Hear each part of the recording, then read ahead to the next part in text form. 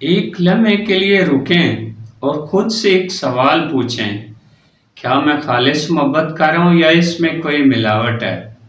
یہ سوال معمولی نہیں، اس کا جواب آپ کی خوشی، آپ کا سکون، بلکہ آپ کی پوری زندگی کا رخ بدل سکتا ہے۔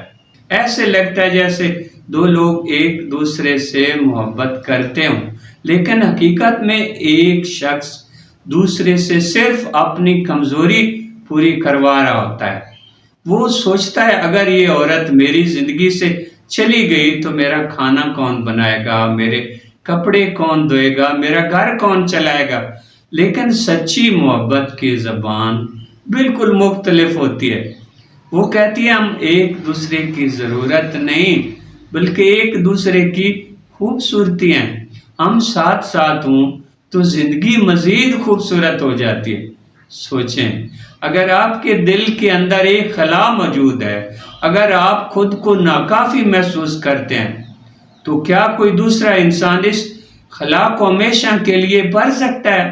جواب ہے نہیں، کیونکہ انسان وقتی سہارا تو بن سکتا ہے لیکن آپ کے اندر کے زخم نہیں بھر سکتا۔ صرف آپ کی اپنی شخصیت، خود اعتمادی اور اللہ سے مضبوط تعلق یہ خلا بھر سکتے ہیں۔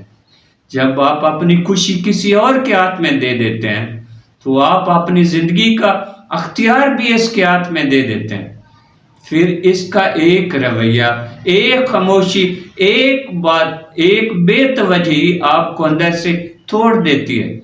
میرے دوست، محتاجی ہمیشہ خوف پیدا کرتی ہے، دوسرے کو کھونے کا خوف، اکیلے رہ جانے کا خوف، دوسرے سے مسترد ہو جانے کا خوف۔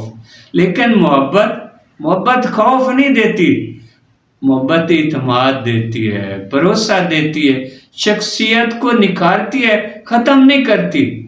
سچی محبت میں انسان قید میں نہیں ہوتا بلکہ پرسکون اور بااعتماد محسوس کرتا ہے۔ یاد رکھیں، محتاجی انسان کو کمزور بناتی ہے جبکہ سچی محبت انسان کو مضبوط اور باوقار بناتی ہے۔ اب فیصلہ آپ کے ہاتھ میں ہے، آپ سچی محبت کریں گے یا محتاجی کے خوف پالے پالے زندگی گزار دیں گے؟